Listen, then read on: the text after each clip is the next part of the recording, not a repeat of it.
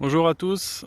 Alors aujourd'hui petite vidéo sur la plantation, on va dire en forêt ou de manière sauvage. C'est-à-dire que si jamais tu es en appartement, que t'as pas trop de place et que tu aimerais tester un peu comment poussent des choses ou récolter de temps en temps certaines plantes, et bah je vais te montrer que tu peux planter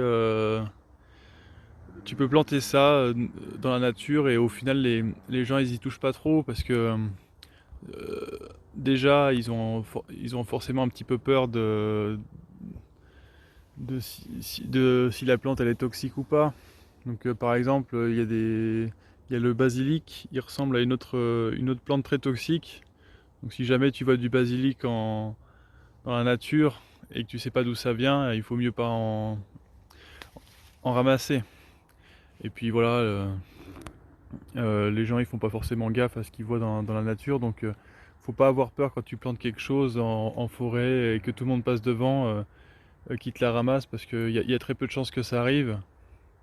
Et puis il faut se dire aussi que même si ça arrive, est-ce que ça a été un effort très conséquent de planter en 5 minutes quelque chose qui au final peut servir à tout le monde et, euh, et voilà, et puis si personne l'a ramassé, bah ça t'a fait quelque chose qui te demande peu d'efforts sur le long terme.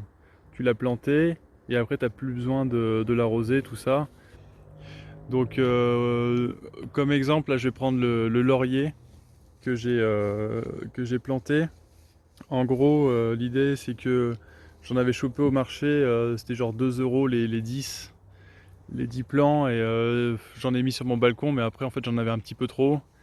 Donc j'en ai gardé quelques-uns, j'en ai gardé deux. Donc je les garde en cas de secours.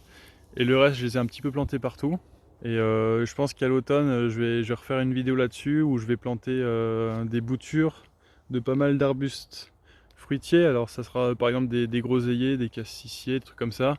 C'est des plantes qui se bouturent très facilement, il suffit de couper la branche, la planter en pleine terre. Et du coup, après au printemps, en général, ça refait des feuilles. Et du coup, bah, je ferai ça. Et puis j'en planterai, je pense, voilà, une dizaine, une vingtaine. Et puis on verra au printemps ce que ça donnera. Parce que il y a les plantes comme la menthe et le basilic qui se bouturent très bien dans l'eau. Et puis il y a les plantes, là, les petits arbustes qui se bouturent très bien en terre. Donc il faut toujours commencer par ce qui est un peu plus facile.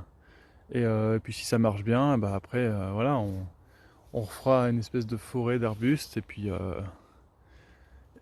les gens pourront venir récolter. Donc je vais vous montrer à quoi ressemble mon laurier. Donc là, je sais pas si vous le voyez d'ici. Il faut quand même faut le remarquer, hein. Et en gros, si on se rapproche un petit peu, il est là. Donc c'est pas un très gros laurier hein, pour l'instant, je l'ai planté au printemps. Alors je l'ai planté en mai et là on est mi-juillet. Donc il m'a fait pas mal de feuilles, hein. Quand je l'ai planté, il était à cette taille là. Donc il faisait des feuilles de cette taille. Et depuis que je l'ai planté, hop, on voit qu'il est content. Il me refait des belles feuilles. Et puis là on voit qu'il est bien parti, hein. Donc je pense que même s'il fait bien là pendant l'automne, peut-être que je le bouturerai, je le taillerai à un endroit pour en faire plusieurs. Et, euh, et voilà, j'en mettrai un peu partout, comme ça je pourrais, euh, je pourrais faire des ratatouilles facilement. Faut quand même savoir que le laurier c'est quelque chose qui coûte très cher si vous l'achetez en feuilles séchées. Et c'est un arbuste qui pousse très bien. C'est des choses qui servent à faire des haies hein, de base. Donc si ça pousse, je pourrais avoir facilement des feuilles de laurier. Et on peut l'utiliser dans plein de plats différents, il n'y a pas de souci, hein. Donc voilà, je compte justement faire un petit peu des plantes qui sont faciles d'accès, tout ça, et les planter en forêt et en autonomie. Un peu comme si j'avais un jardin commun. Et, et voilà, et voir ce que ça donne sur le long terme, sur un an déjà. Voilà, donc je rendez-vous en automne déjà pour refaire une vidéo là-dessus sur comment planter ce genre de choses. L'automne, en fait, enfin, je réexpliquerai ça, mais l'automne c'est bien pour planter, car c'est le moment où les plantes elles développent le système, leur système racinaire. Elles se concentrent, la sève descend vers les racines, donc c'est pour ça qu'en fait en général il vaut mieux planter en automne. Là on est en juillet, comme j'ai dit, le terrain il est forcément un peu plus sec, donc voilà, le printemps a passé, il faut un peu se calmer sur les plantations à ce moment-là de l'année. Mais après l'automne c'est de nouveau propice. Donc voilà, dans 2-3 mois je referai ça et puis on verra le résultat après. Donc ici je vous montre un autre laurier. Alors celui-là il a un petit peu moins bien poussé que le premier. Donc je sais pas trop si c'est à cause de l'emplacement qui est un peu plus à l'ombre ou si c'est plutôt à cause du fait que je l'ai planté un peu plus tard. Faut savoir qu'à un moment en mai-juin il a beaucoup plu. Et du coup le premier je l'ai planté avant cette période de pluie. Et celui-là je l'ai planté après.